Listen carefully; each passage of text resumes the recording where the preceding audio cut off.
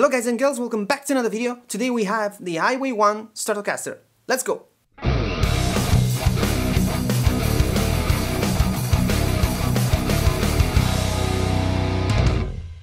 So, this represents the first series of the Highway 1 Strat, which was introduced in the early 2000s, I believe 2002. This is a 2004 model. And yeah, you can distinguish it from later models by the fact that it has the small headstock instead of a big one that was then passed on to the American Special, which is my Stratocaster. If you want to check it out, I have a video link up here. This was the least expensive USA made Fender at the time.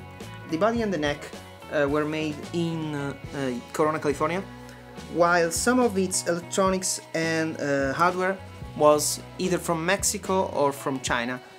For example, the tuners and the bridge are produced by Ping, and the pickups are staggered poles, Mexican ones, but that doesn't mean that they sound bad, just something to note, and that they are different from the second generation of this guitar, which, as I said, had the big headstock, different colors, different pickups, a different bridge, which was the exact one that went on to the American Special. And yeah, but for the most part they are kind of similar. The finish on the first generation is not a nitro like it may appear from the fact that it wears out quite easily, but it was some kind of acrylic paint without a finishing paint upon it, and so it's very easy to ruin, and that was supposed to make it look like you know, it will wear with you.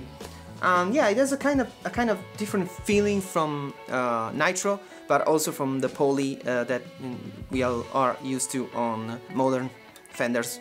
So it is an older body with a maple neck and a maple fingerboard, 25.5-inch scale length, 9.5-inch radius, 22 frets, 3 vintage style all-nickel single-coiled pickups.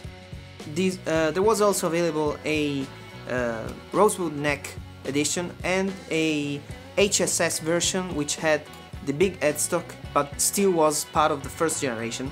So you may know that the first generation of the Highway 1 is a favorite of Cory Wong, for example. He started with that guitar. Also Chris Beck fell in love with one. And they all are the first generation one, because the second generation of Highway 1 Strats can have some very big issues. For example, the bridge on many models wasn't aligned properly with the neck. So, you know, something pretty major. So yeah, they gained a bad reputation in the later days.